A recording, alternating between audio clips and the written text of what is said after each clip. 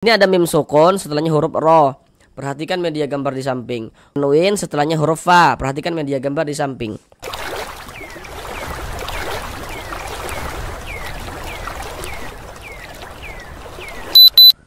Assalamualaikum warahmatullahi wabarakatuh.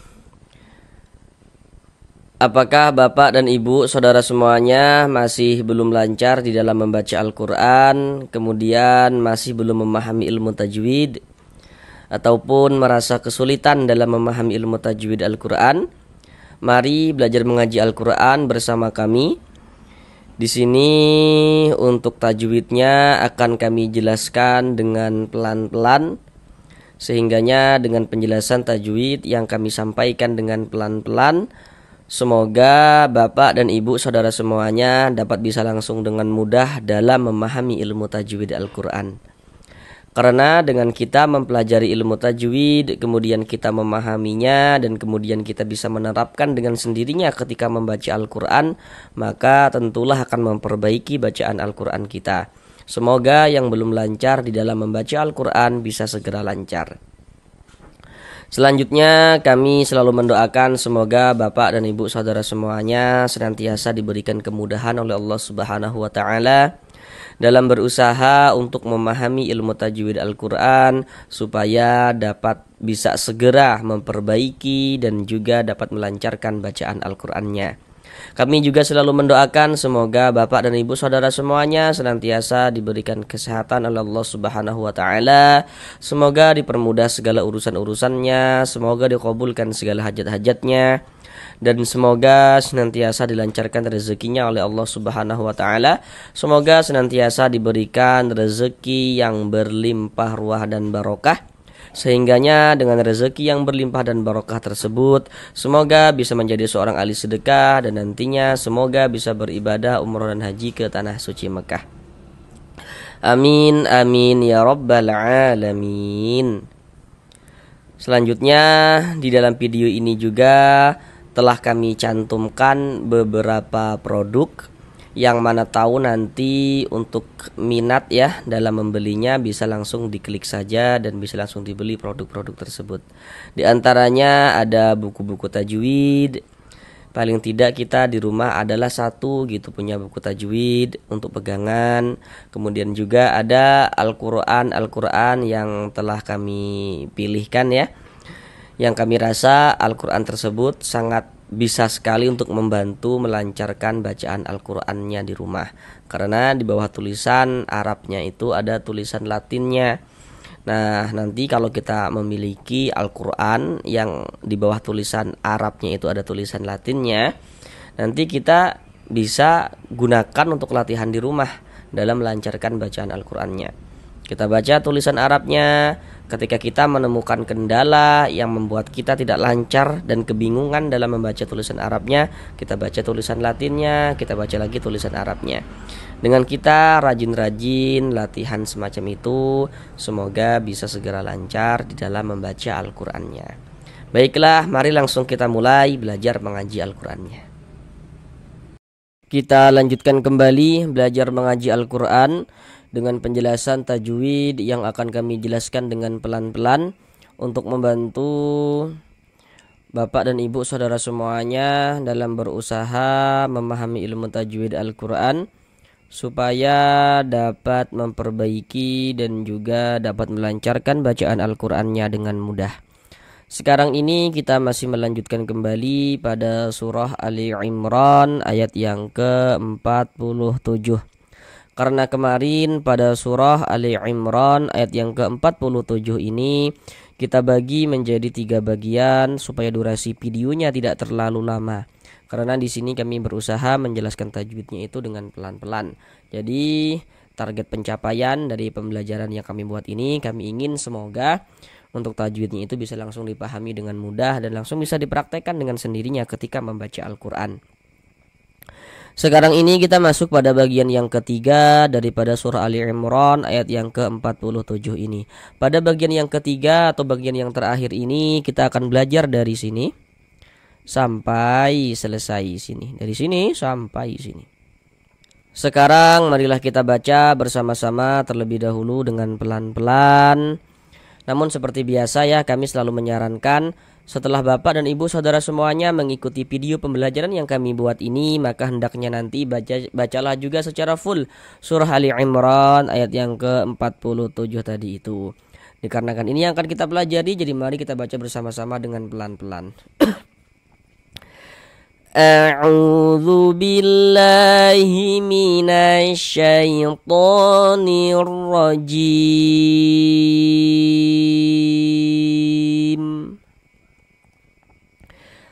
Bismillahirrahmanirrahim.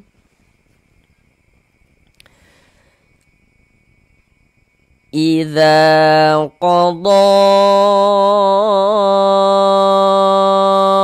amran fa innama yaqulu lahu kun fayakun.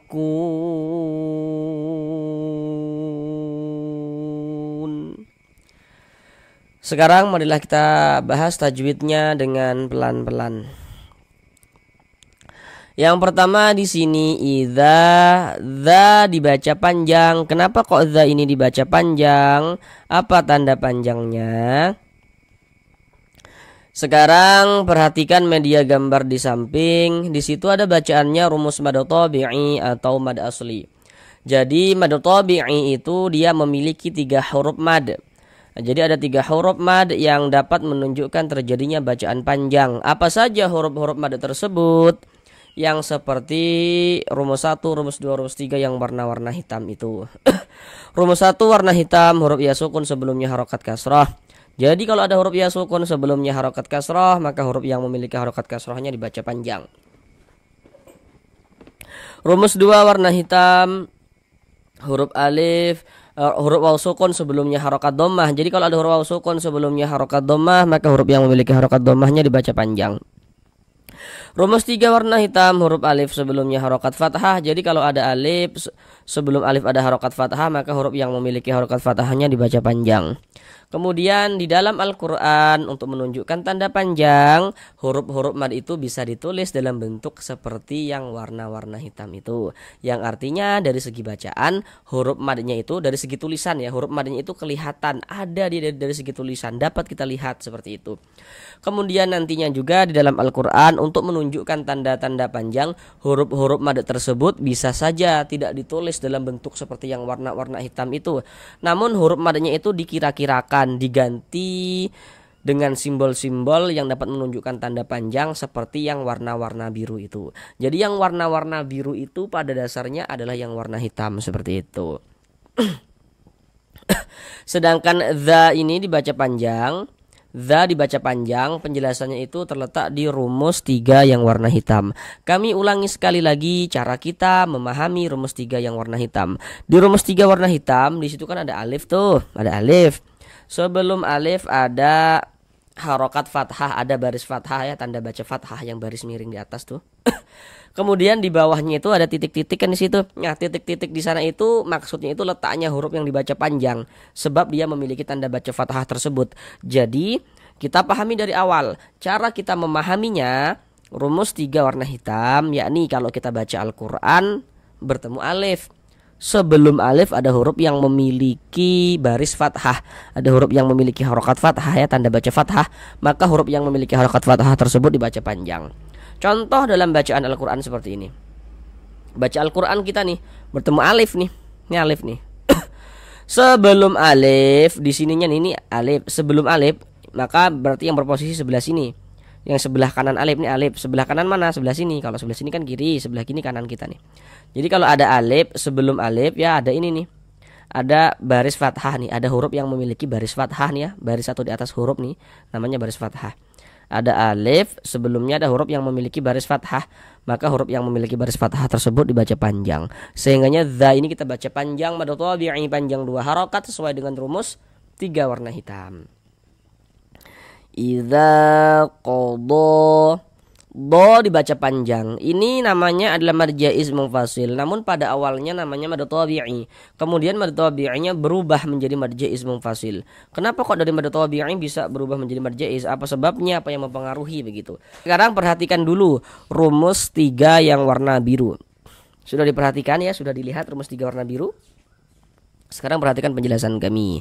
Jadi, kalau kita membaca Al-Qur'an, baca Al-Qur'an kita bertemu dengan huruf, di atas huruf tersebut ada tanda seperti ini. Tanda harokat fathah, tanda baris fathah. Baris fathah itu kan dia bentuknya seperti ini kan, miring seperti ini. Tapi kalau harokat fathah atau baris fathah itu bentuknya berdiri seperti ini, berbentuk alif kecil seperti ini, maka ini menandakan huruf itu kalau di atasnya ada tanda seperti ini dibaca panjang. Sehingga do dibaca panjang. Sesuai dengan rumus 3 yang warna biru. Jadi rumus 3 yang warna biru itu pada dasarnya adalah rumus 3 yang warna hitam. Jadi jelmaan daripada rumus 3 yang warna hitam. Jadi kalau ada harokat fathah berdiri berbentuk alif kecil seperti ini pada mad tabi'i, maka dikira-kirakan bahwasanya di sini ada alif yang sebelumnya ada harokat fathah. Huruf yang memiliki harokat fathahnya di sini adalah huruf dod, karena huruf dod ini yang dibaca panjang seperti itu. Kemudian mad tabi'inya bertemu dengan ini nih, dengan huruf hamzah. Bagi yang belum tahu, kalau ada alif tapi ada barisnya, ada tanda bacanya, ada harokatnya, nih alif nih ada tanda bacanya nih, ada barisnya, ada harokatnya. Huruf alif itu kalau dia memiliki harokat fathah, huruf alif itu kalau dia memiliki tanda baca, memiliki baris, memiliki harokat. Huruf alif kalau dia memiliki harokat, memiliki tanda baca, memiliki baris, maka itu adalah huruf hamzah. Jadi huruf hamzah itu bisa juga ditulis dalam bentuk alif yang memiliki tanda baca seperti ini. Makanya ini mad tabi'i bertemu dengan huruf hamzah, tapi dia di lain kata atau di lain kalimat begitu. Maka dia berubah menjadi mad jaiz munfasil. Panjangnya mad jaiz itu boleh dibaca panjang 4 sampai dengan 5 harokat. Namun ada juga yang membaca mad jaiz itu dengan panjang 2 harokat. Jadi panjangnya mad jaiz itu 4 sampai dengan 5 harokat. Namun ada juga yang membolehkan untuk membaca dengan 2 harokat begitu. Idza qada amran. Di sini ada mim sukun, setelahnya huruf ro. Perhatikan media gambar di samping. Hukum mim sukun itu ada 3. Jadi setiap kita membaca Al-Quran, setiap bertemu mim sukun, atau mim mati, maka di situ akan terjadi hukum tajwid dengan memperhatikan huruf setelahnya. Akan tetapi hukum mim mati atau hukum mim sukun itu dia cuman ada 3 bentuk hukum, lebih ringkas. Jadi dengan kita menguasai media gambar di samping, artinya kita secara keseluruhan sudah menguasai daripada hukum mim sukun atau hukum mim mati. Kami jelaskan semuanya supaya tidak bertele-tele seperti itu. Nomor 1, kalau ada mim sukun bertemu dengan huruf ba, maka hukumnya ikhfa syafawi. Maka ini dibaca dengan disertai dengungan, dengan disertai gunnah. Kemudian nomor 2, kalau ada mim sukun setelahnya huruf mim, mim sukunnya bertemu dengan huruf mim, hukumnya idgham mimi. Maka ini juga cara membacanya disertai dengan gunnah, disertai juga dengan dengungan. Perhatikan yang nomor 3. Di situ ada bacaannya idhar syafawi. Baca keterangannya itu. Kalau ada mim sukun tidak bertemu dengan huruf ba, tidak bertemu juga dia dengan huruf mim, maka semua hukumnya itu adalah idhar syafawi. Contoh kayak gini. Di sini ada mim sukun, ada huruf mim tanda sukun. Mim sukun bertemu dengan huruf roh. Ini huruf roh, di sini huruf roh, bukan huruf ba, bukan huruf mim, tapi ini huruf roh. Maka berarti ini karena mim sukunnya tidak bertemu dengan huruf ba, tidak bertemu juga dengan huruf mim, maka berarti ini hukumnya adalah idhar syafawi. Maka dibaca jelas, tak berdengung, tidak didengungkan, maka baca pendek saja. Amrong seperti itu, pendek.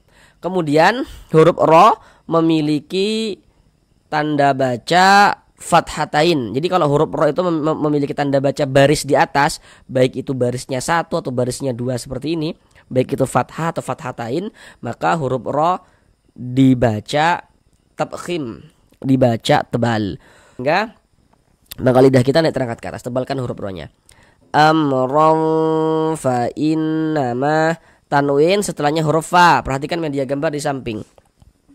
Kalau kita membaca Al-Qur'an itu di samping panah itu ada nun sukun, garis miring, tanwin, dan di situ dapat kita lihat tanda baca tanwin itu bentuknya itu ada 3. Nah, jadi tanda baca tanwin itu memiliki 3 bentuk. Baris 2 di atas huruf itu namanya adalah fathatain atau tanwin fathah. Nanti ada baris 2 di bawah huruf, kasrotain namanya, atau biasanya disebut juga dengan tanwin kasroh. Kemudian yang satunya lagi namanya dhammatain atau biasanya disebut dengan tanwin dhammah. Jadi yang perlu untuk kita ketahui dulu supaya kita bisa membulatkan dan merasa tidak kebingungan dalam memahami hukum tajwid nun sukun dan tanwin ini. Jadi gini, kalau kita membaca Al-Qur'an setiap bertemu nun sukun atau setiap bertemu dengan tanwin, maka di situ terjadi hukum tajwid. Nah, dengan memperhatikan huruf setelahnya. Jadi kalau ada nun sukun atau ada tanwin, salah satu tanda baca tanwin, maka di situ terjadi hukum tajwid begitu. Contoh kayak gini. Ini kan kita bertemu dengan salah satu tanda baca tanwin daripada yang 3 tadi kan? Yakni fathatain. Mohon maaf ya Bapak Ibu, agak sedikit batuk ya. Fathatain. Berarti ini terjadi hukum tajwid.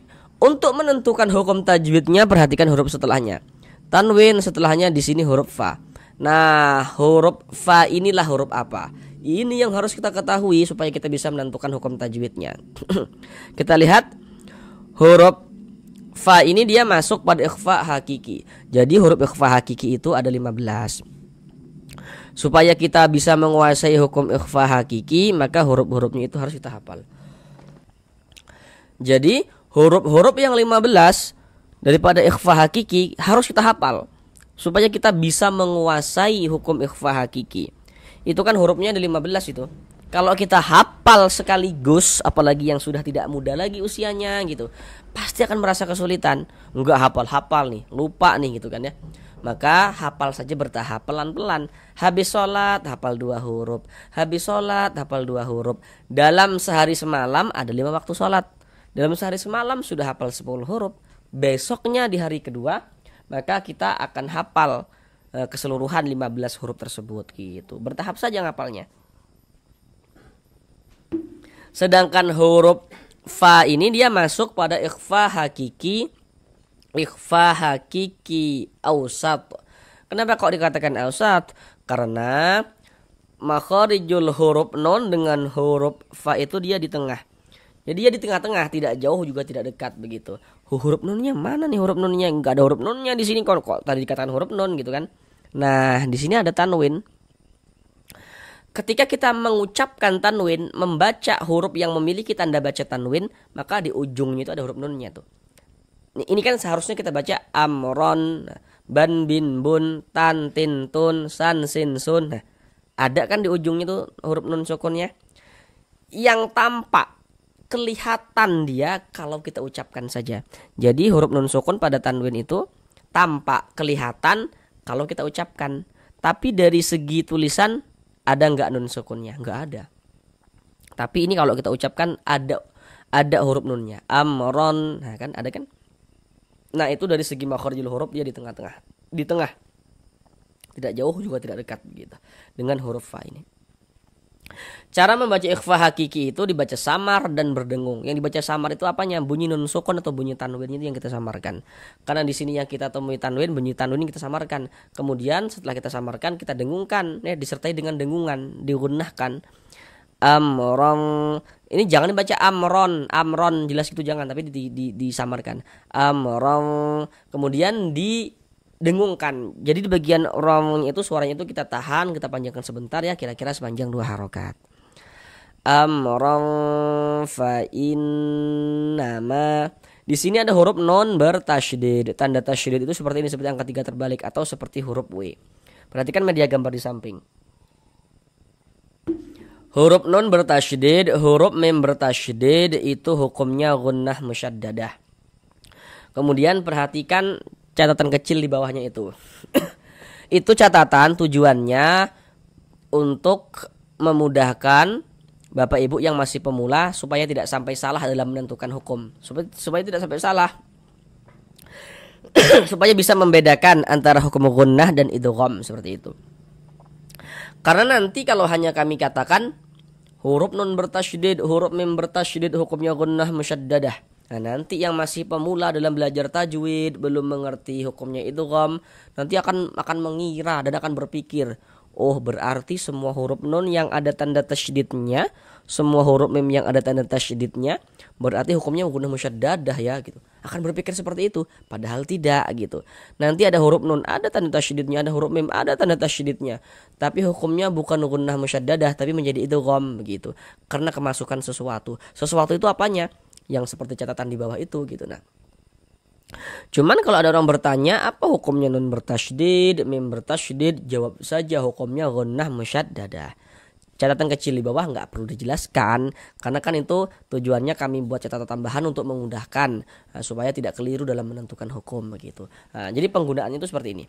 Kita baca Al-Qur'an nih. Kita sudah bertemu dengan huruf nun bertasydid.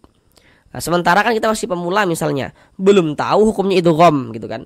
Untuk memastikan huruf nun yang bertasydid ini hukumnya gunnah musyaddadah dak ya gitu. Nah, maka kita perhatikan huruf sebelumnya. Di sini ada huruf nun bertasydid, kemudian sebelumnya di sininya nih nggak ada di sini nun sukun, nggak ada di sini tanwin, maka berarti nun bertasydid ini dapat kita pastikan hukumnya adalah gunnah musyaddadah. Nah, misalnya kita baca Al-Qur'an, ada huruf nun, ada tanda tasydidnya. Tapi kalau misalnya di sininya ini nanti ada nun sukun atau tanwin, maka huruf nun yang bertasydidnya itu nanti hukumnya menjadi idgham bi gunnah begitu. Nah, sedangkan ini huruf nun bertasydid, cuman sebelumnya di sininya ini nggak ada tanwin di sini, nggak ada nun sukun di sininya nih. Maka berarti nun bertasydidnya ini hukumnya gunnah musyaddadah. Nah, jadi sebelah sininya nih nggak ada nun sukun, nggak ada tanwin. Nah, kita gunnahkan. Fa in, digunnahkan tuh ya didengungkan. Jadi di bagian innya itu suaranya itu kita tahan, kita panjangkan sejenak. Fa in nama seperti itu. Kemudian ma dibaca panjang. Kenapa kok ma dibaca panjang? Untuk di sini media gambar tidak kami tampilkan lagi supaya kita bisa langsung latihan. Kita langsung berusaha memaksa otak kita supaya berusaha untuk mengingat tanpa bantuan media gambar. Penjelasannya sama dengan di ini tadi, sama penjelasannya. Bedanya yang ini alifnya nggak disambung dan yang ini alifnya disambung. Kalau di rumus di media gambar tadi itu terletak di rumus 3 yang warna hitam. Jadi karena di sini ada alif nih, alif. Sebelum alif ada ini, ada baris fathah nih, baris di atas nih, baris miring di atas. Ada alif, sebelumnya ada baris fathah. Maka huruf yang memiliki baris fathah ini dibaca panjang. Misalnya ma dibaca panjang, mad tabi'i panjang 2 harokat. Sesuai rumus 3 warna hitam kalau pada media gambar tadi itu. Fa inna ma yaku, ku dibaca panjang. Kenapa kok ku dibaca panjang? Sekarang perhatikan rumus 2 yang warna hitam. Cara kita memahami rumus 2 warna hitam, di situ dapat kita lihat, di situ ada huruf waw sukun atau huruf waw mati.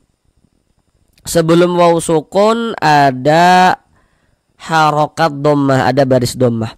Di bawah baris dhammah di situ ada titik-titik yang itu. Nah, titik-titik di sana itu letaknya huruf yang dibaca panjang karena dia memiliki baris dhammah tersebut. Namun kita perlu memahami dari awal. Cara kita memahami rumus 2 warna hitam, yakni pertama, kalau baca Al-Quran bertemu dengan huruf waw sukun. Syaratnya ada waw sukun dulu. Pertama bertemu waw sukun. Sebelum waw sukun ada huruf yang memiliki baris dhammah, ada huruf yang memiliki harokat dhammah. Maka huruf yang memiliki harokat dhammahnya dibaca panjang. Contoh dalam bacaan Al-Quran seperti ini. Ada huruf waw, ada tanda sukun. Sebelum waw sukun ada ini, ada harokat dhammah. Maka huruf yang memiliki harokat dhammah dibaca panjang. Misalnya ku dibaca panjang, mad tabi'i panjang 2 harokat. Yaqulu lahu, hu dibaca panjang. Ini tanda panjangnya hu ini mana gitu. Sekarang kita lihat, kalau kita membaca Al-Quran bertemu dengan huruf, baca Al-Quran bertemu dengan huruf. Di atas huruf tersebut ada tanda seperti ini. Ada tanda harokat dhammah, ada tanda baca dhammah ya, ada tanda baca baris dhammah. Tapi bentuknya terbalik. Tanda baca dhammah itu kan seperti ini. Seperti ini tanda baca dhammah nih, seperti ini, seperti ini. Tapi kalau tanda baca dhammah bentuknya terbalik seperti ini, Nah, ini menandakan ya, huruf itu di atasnya kalau ada tanda baca dhammah terbalik seperti ini dibaca panjang. Misalnya hu dibaca panjang. Hu dibaca panjang. Ini namanya adalah mad silah qasirah atau mad silah sugura.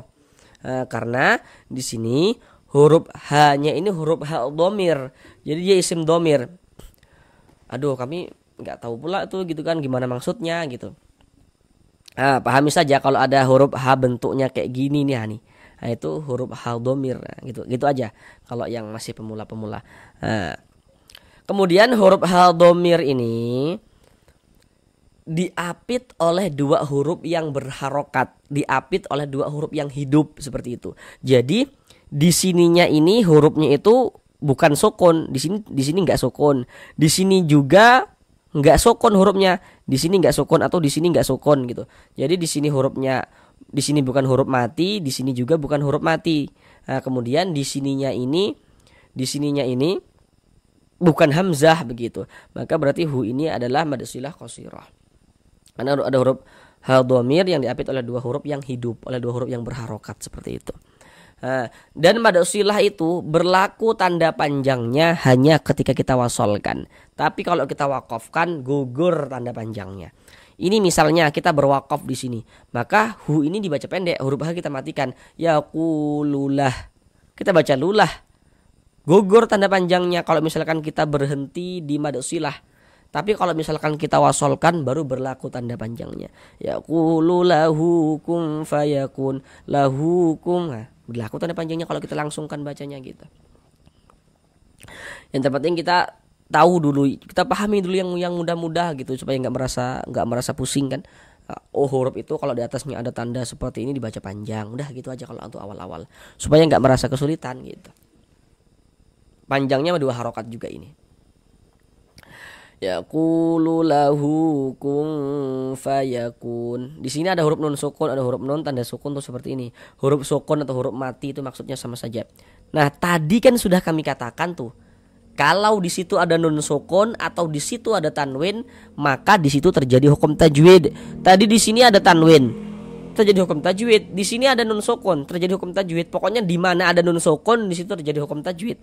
Di mana ada nun sukun atau tanwin di situ terjadi hukum tajwid dengan memperhatikan huruf setelahnya. Di sini nun sukun setelahnya huruf fa.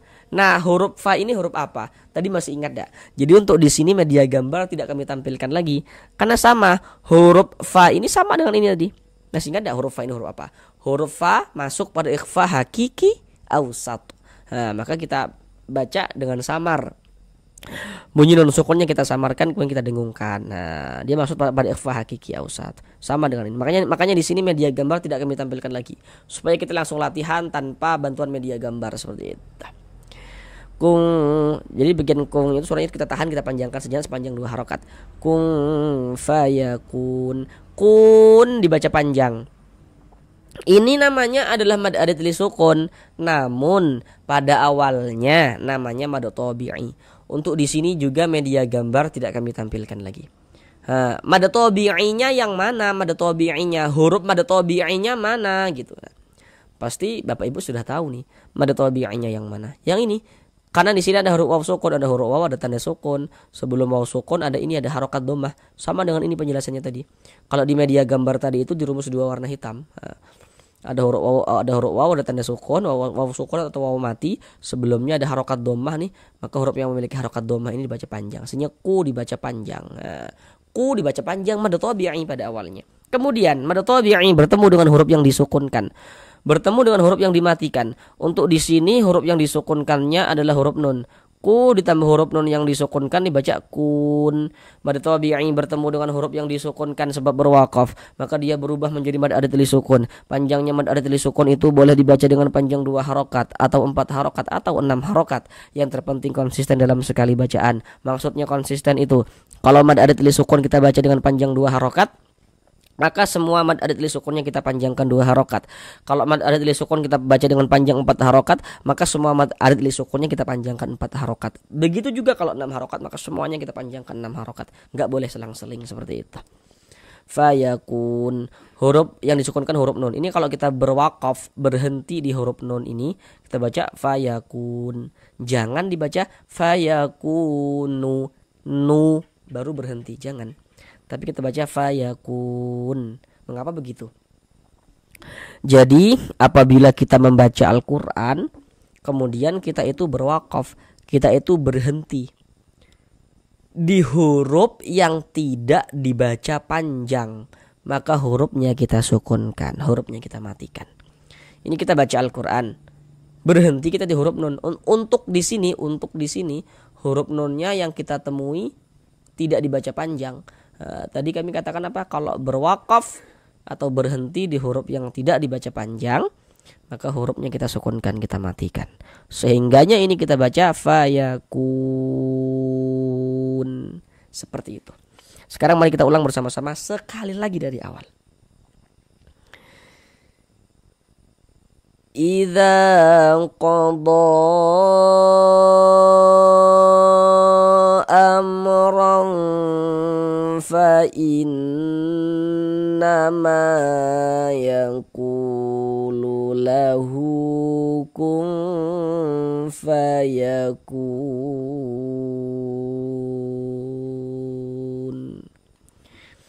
Sampai di sini belajar mengajar Al-Qur'annya.